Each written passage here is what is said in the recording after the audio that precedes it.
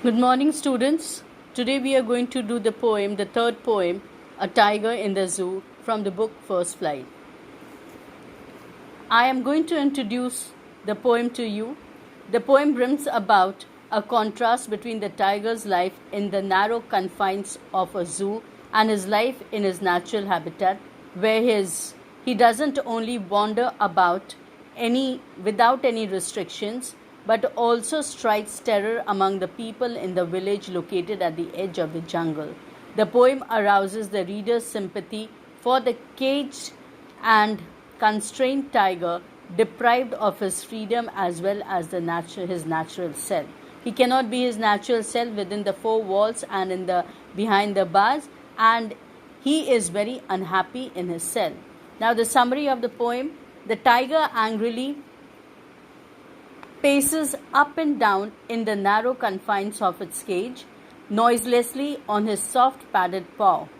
Actually, the tiger is supposed to be seen in the dark jungles, pushing his way through the tall and the thick vegetation, approaching the water body where he could come across a plump deer or some other animal to prey upon. In his natural environment, he is expected to be roaring loudly, baring his teeth and causing terror with his sharp claws among the villagers living on the periphery of the forest.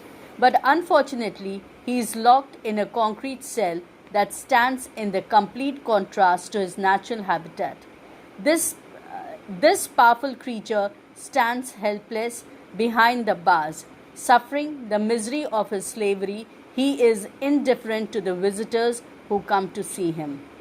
When the dull and the miserable day comes to an end, he listlessly listens to the patrolling cars that make their final rounds before retiring to make sure that everything is in order. The tiger longingly looks at the brilliant stars with his eyes, which shine in the darkness of the night, expresses his strong yearning for the unlimited freedom of his natural habitat. So this was the summary of the poem. And this poem shows the contrast between the tiger who is behind the cell and what his life would have been if he was let free. Now the message, what is the message through that we get through this poem?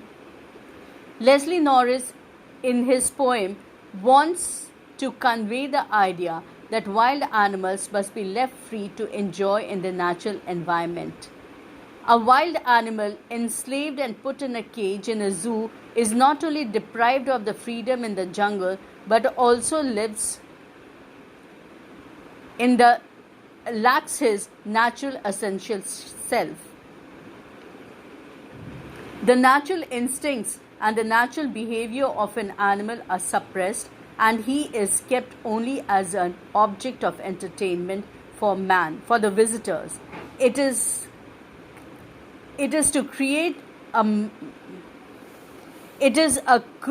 cruel of man to snatch away the natural habitat of an animal. The pathetic sight of the tiger in the zoo thus conveys the message that wild animals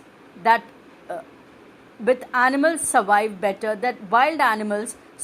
better in natural habitat than in the confines in the zoo. Therefore, man must let them lead a natural life in its natural environment. Now we come to the title of the poem.